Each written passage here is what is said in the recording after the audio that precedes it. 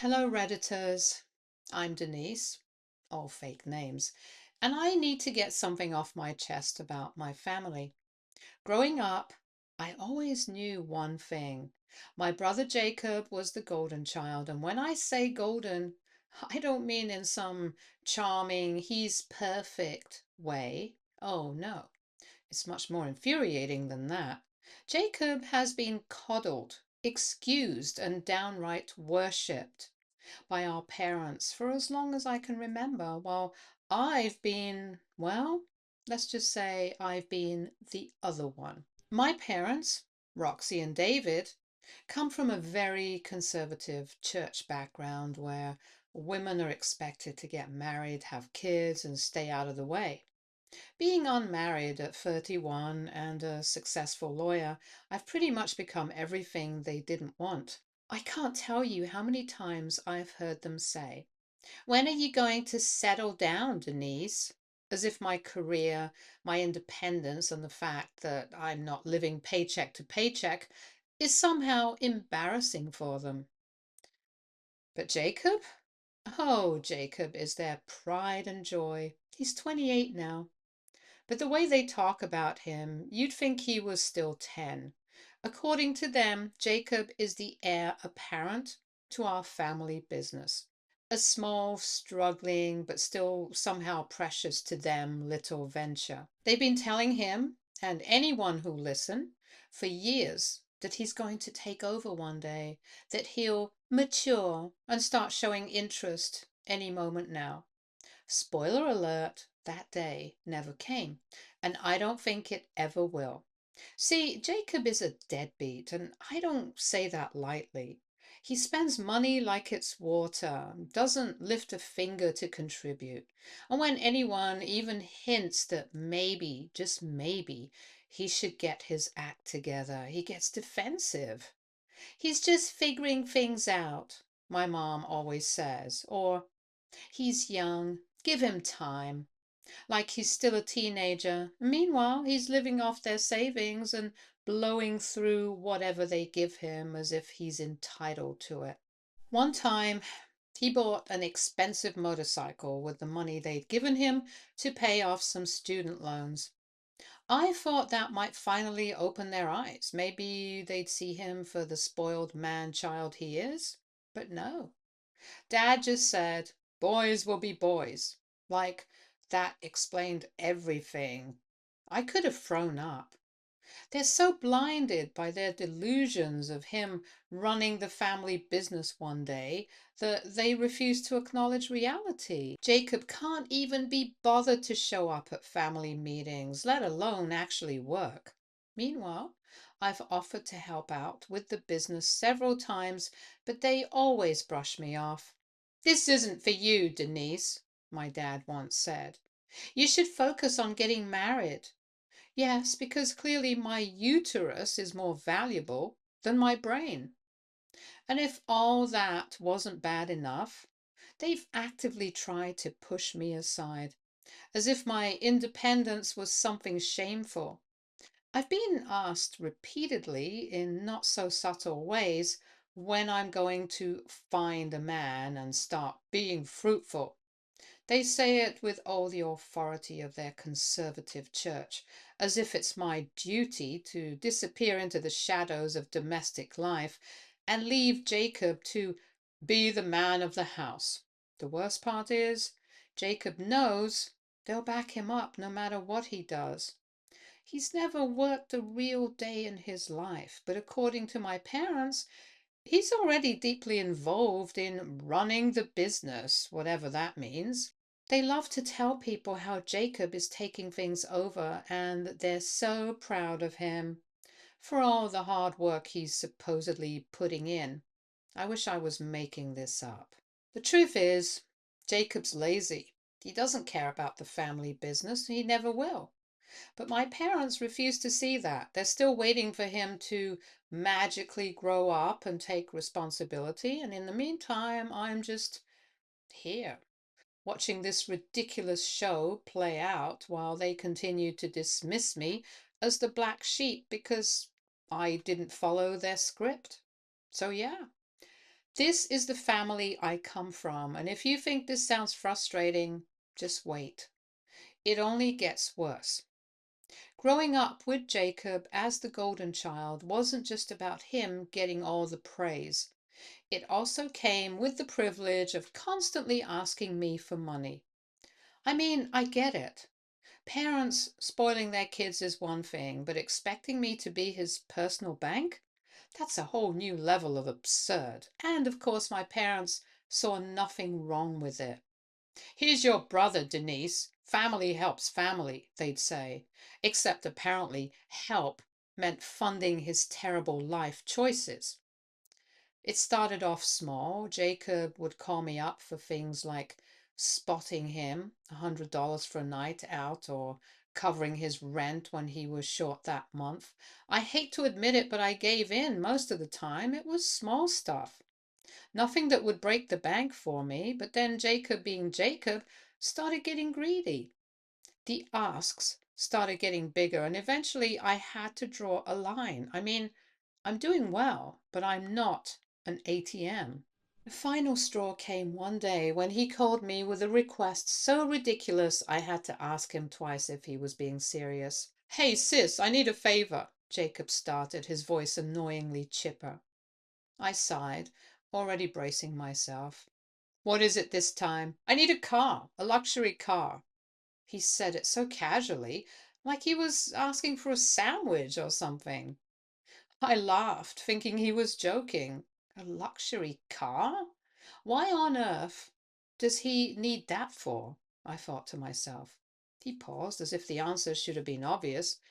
There's this girl I'm seeing. She's loaded, like seriously rich, and I gotta impress her, you know? Can't show up in that old beater I'm driving. I couldn't believe what I was hearing.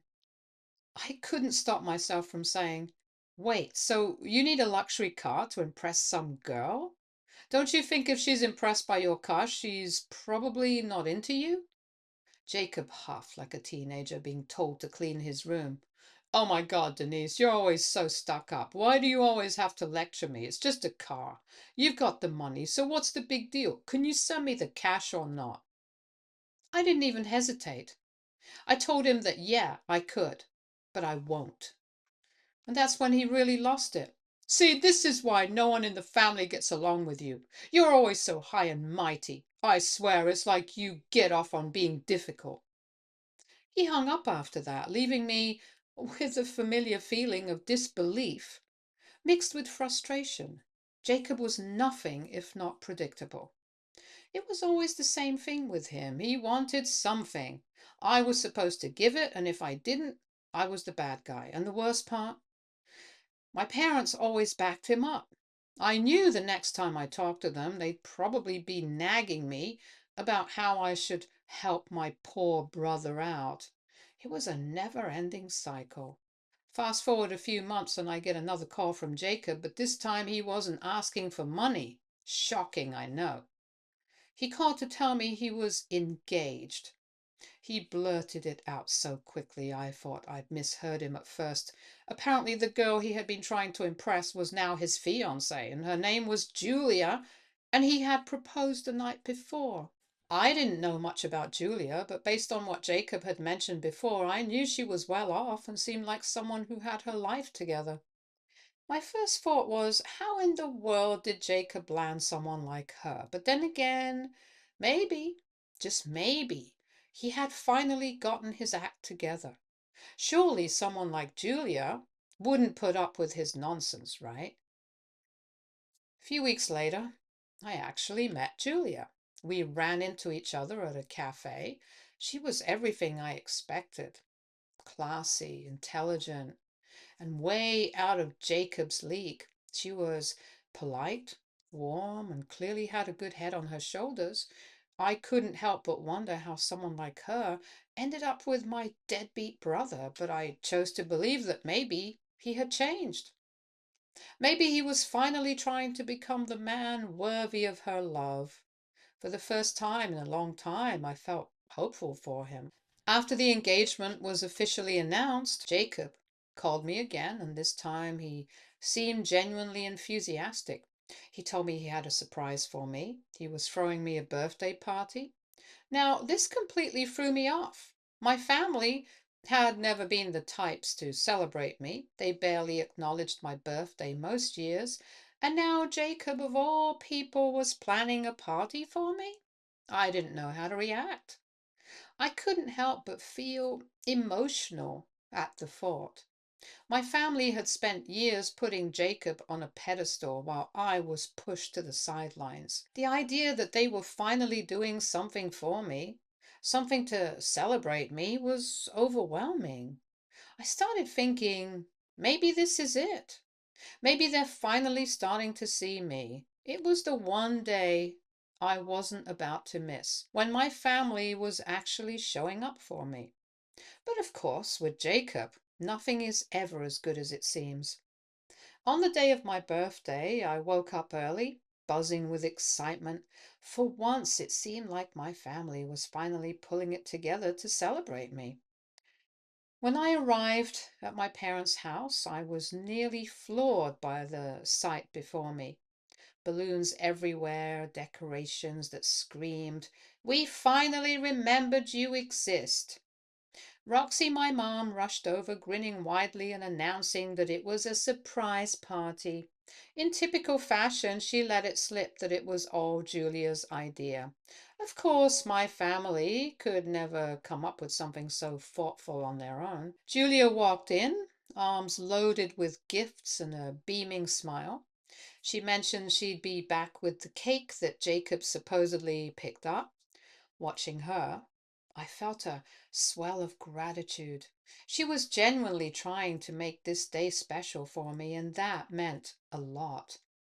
I figured if anyone could bring a bit of class to this chaotic family, it was her. Then, as I admired the decorations, it struck me how much effort Julia had put into this day. The balloons, the cake, everything. I felt a warmth towards her, grateful for her attempt to bring happiness into my family. Just as I was savoring the moment, Jacob decided to ruin it. He suddenly said, "See how much effort everyone is putting in for your birthday?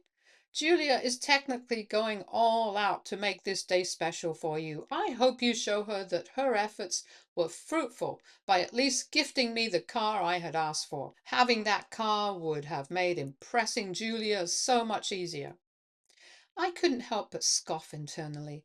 I thought to myself, what kind of child do you have to still be stuck on that? I reminded him that he had already landed a girl who seemed to genuinely care about him. I pointed out that he must be doing something right to bag that 10 on 10 baddie that Julia is. So it was a win-win situation. Roxy jumped in to defend her golden boy. "It's really difficult for him to impress Julia.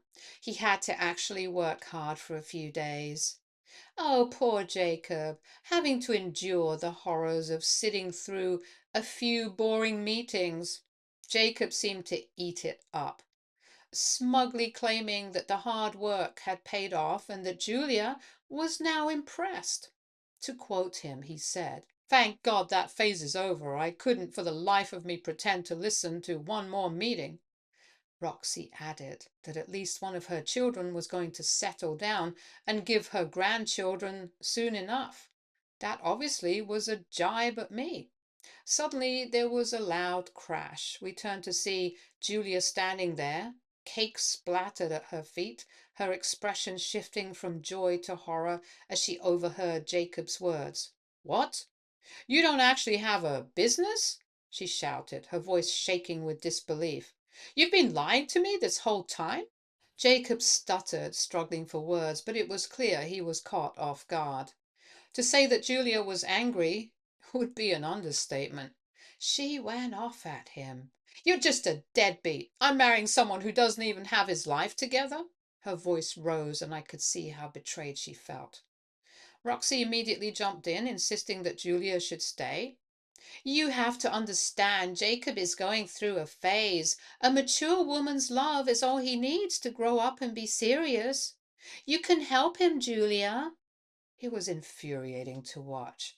I felt a fierce protectiveness towards Julia and couldn't hold back my frustration any longer. Are you kidding me? I shot back, knowing this was all nonsense. He's been coddled his whole life. He needs to learn how to be an adult. In that moment, Julia stormed out, declaring that she wanted nothing to do with this charade any more. As Jacob ran after her, desperately shouting her name, I felt a mix of sympathy and anger for both of them. She had poured her heart into this family, only to find it built on lies. Keep the ring, Julia shouted as she left, and I couldn't help but feel a surge of pride for her. She wasn't going to let Jacob's manipulation dictate her life. Roxy and David stood in stunned silence, clearly unprepared for the chaos they had just unleashed. He'll grow up.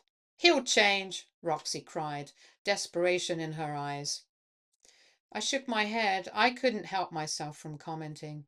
You're kidding yourselves. He's not going to change. If anything, Julia deserves a standing ovation for walking away from this mess. Jacob came into the house looking really angry. He turned to me and screamed, It's all your fault. For a moment I was too stunned to reply. The audacity. I couldn't believe he was blaming me for his own mess. Roxy quickly jumped in, declaring that I was the real homewrecker. She insisted that my single status was a threat to their perfect little narrative. You can't stand to see someone actually trying to have a family and a home, she exclaimed, her voice rising. Jacob is trying to live the way God wants us to live, and here you are trying to ruin that. You're just like Satan's spawn. The entire family shifted their focus onto me, demanding that I fix Jacob's relationship with Julia. The pressure was palpable. David chimed in, his tone serious. If you don't help him fix this, I'm going to have to consider going no contact. We can't have you undermining our family like this. The weight of his threat hung in the air. Why should I help him? I shot back. He's the one who lied to her. He deserves this. Roxy's face turned a shade of red I'd never seen before. She insisted that a mature woman's love would help Jacob grow up. You should be grateful he even wants to settle down, she insisted. In a fit of rage, Roxy grabbed my phone from the table and hurled it across the room, where it shattered against the wall. You'll regret this, she screamed. Regret what exactly? Standing up for what's right? I thought to myself. I said nothing. I was looking at my phone lying shattered on the floor and couldn't help but think how many important calls I was about to miss. I picked it up and realized that it was beyond repair. I didn't feel like saying anything, you know. I felt horrible. It was my birthday. I could have just stayed in my room and ordered a DoorDash and chilled, but now I was between all this chaos and I realized how extremely unloved I was. I think I heard my heart breaking at that point. Without saying another word, I turned on my heel. I was done. The notion that I could be the scapegoat for Jacob's irresponsibility was infuriating. I had tried to support my family, but I wasn't going to be their punching bag anymore, I thought to myself. I didn't care if Jacob didn't talk to me again. In fact, I was glad that he was the one to suggest it. I am definitely taking up that offer. As I stepped outside, I resolved to go no contact with them. I couldn't believe how quickly things had spiraled out of control. I got in my car and drove off. I came home, took a long shower, took a melatonin because, yeah, I feel like there's too much going on in my head. I still had to get this off my chest, so I chose Reddit. What Roxy said really bothered me. I mean, she is my mother after all. AITA? Did I actually sabotage my brother's relationship because I'm sick in the head? Am I subconsciously jealous or something, guys? I really hope the melatonin kicks in. Bye. Update 1. Thank you guys for your lovely birthday wishes and making me feel better. You are right. Some parents really don't deserve to be parents. After reflecting on everything, I realized it's not my fault that Julia overheard the conversation. I didn't go to her and spill the beans. She just happened to be in the wrong place at the wrong time. Had I known how manipulated she was, I would have told her everything. So here's what happened after I woke up today. I checked my email and found a message from Julia. She apologized for the chaotic birthday incident and asked if I had opened the gift she brought. I took a moment before replying, ultimately saying I hadn't opened it yet and that I was really sorry for what went down with my family. Julia responded that she was also unaware of the extent of Jacob's manipulation and expressed regret over the whole situation. We ended up exchanging numbers, and soon after, Julia called me. I was surprised by how friendly and open she was. It felt good to have someone to confide in who wasn't tangled in my family's drama. We talked for a while, sharing our thoughts and frustrations. I told her about my family's expectations and how I often felt like the black sheep. And she listened intently, and for the first time in a while, I felt understood. Julia then suggested we meet up in person, so we decided to grab coffee at a cafe nearby. I was a little apprehensive. I had just seen her in a tense situation, and now we were supposed to bond.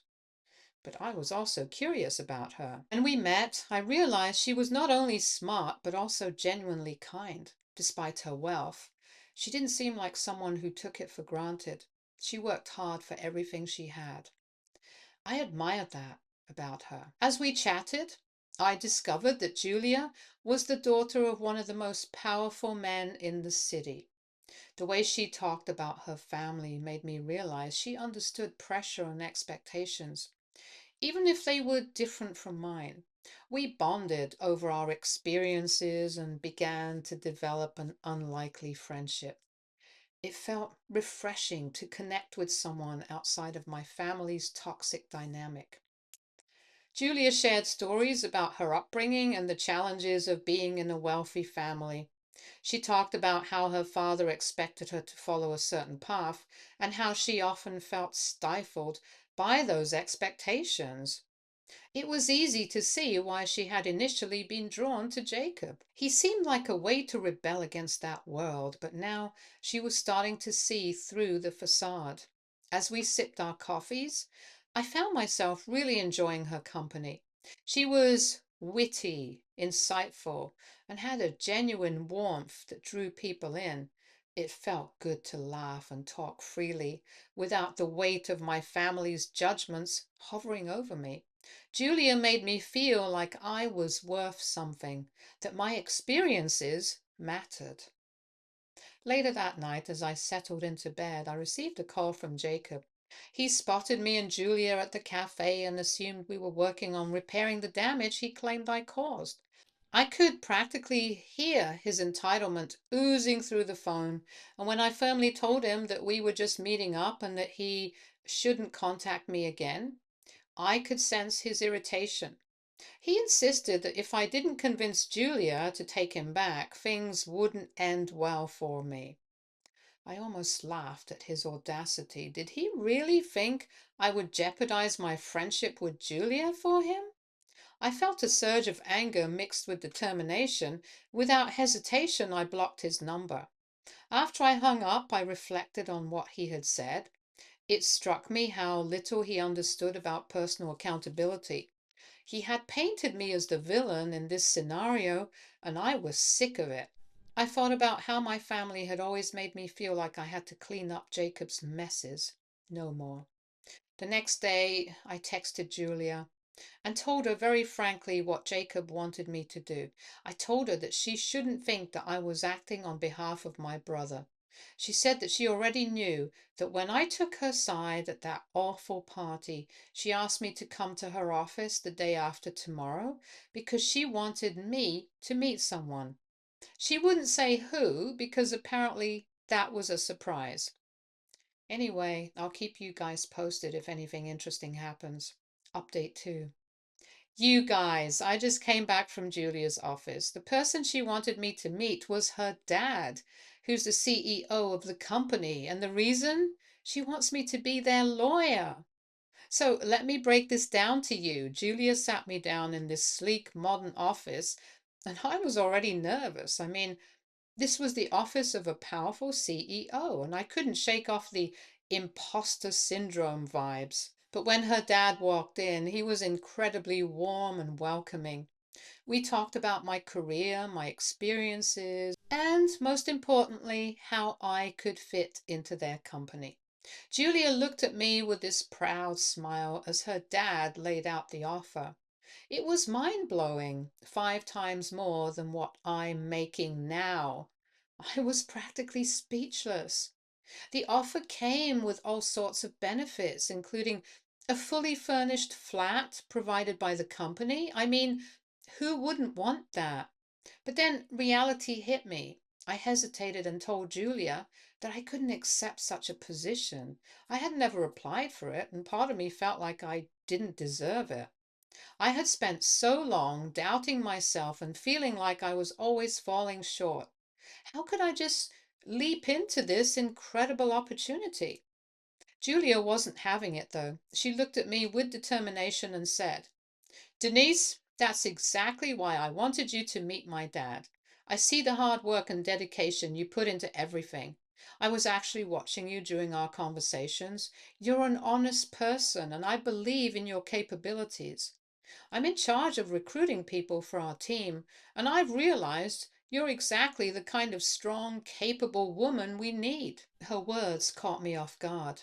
She continued, explaining that unlike some other people in the company who were all about the show and didn't inspire trust, I genuinely loved the field and put my heart into my work. It wasn't just about credentials, it was about passion. And I had that in spades.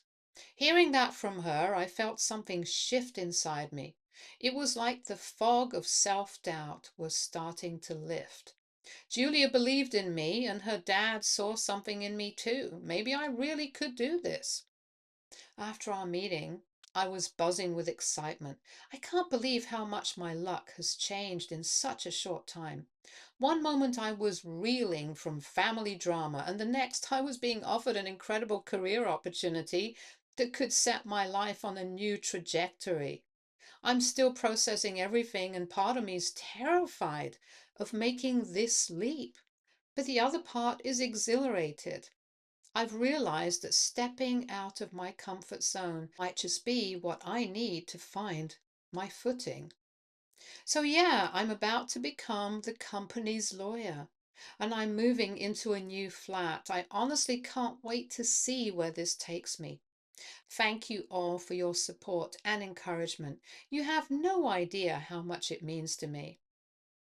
Update 3. Hi guys. Yeah, I know it's been a fortnight since my last update, and a lot has happened since then. Life has been a whirlwind, but in a good way. I moved into a beautiful new flat, courtesy of Julia's father's company, and I'm loving my new job. The work is challenging but rewarding. Julia has been an absolute rock, helping me settle in and becoming a close friend, almost like a sister.